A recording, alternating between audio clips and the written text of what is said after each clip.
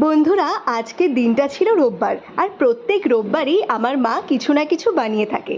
আজকে সেই মতন রোল বানানো হয়েছে। দেখো মা কিভাবে রোলটা বানিয়ে থাকে। মা প্রথমে পরোটার মতন বানিয়ে নিয়েছে, পরোটার উপরে ডিম দিয়ে দিয়েছে, তারপরে পেঁয়াজ দিচ্ছে, শসা দিচ্ছে, আর টমেটো সস দিয়েছে। একদমই ঘরোয়া উপায়ে এটা বানানো যায়। আশা করছি রোল বানাতে সবাই পারো। তো আমার মা এইভাবেই বানিয়ে নেয়, আর একটু গন্ধরাজ লেবু দেয়। তোমরা চাইলে নর্মাল পাতিলেবুও দিতে পারো, কিন্তু পাতিলেবু ছিল না বলে মা গন্ধরাজ লেবুটা দিয়েছে। আর গন্ধে রোলটা আরও টেস্ট আরও দ্বিগুণ হারে বেড়ে যায়। তাই আমি বলবো রোলে অবশ্যই গন্ধরাজ লেবুটা ট্রাই করো। তারপর দেখো মা কিভাবে রোলটাকে সাদা কাগজ দিয়ে মুড়ে নিচ্ছে। এইভাবে মা প্রত্যেককে পরিবেশন করে দিচ্ছে। সবার প্রথমে এই যে রোলটা বানানো হয়েছে খাবে হচ্ছে বাবা। বাবার খেয়ে ভীষণ ভালো লেগেছে। বাবা বলছিল, বাবাকে বললাম বাবা একটু ভিডিওতে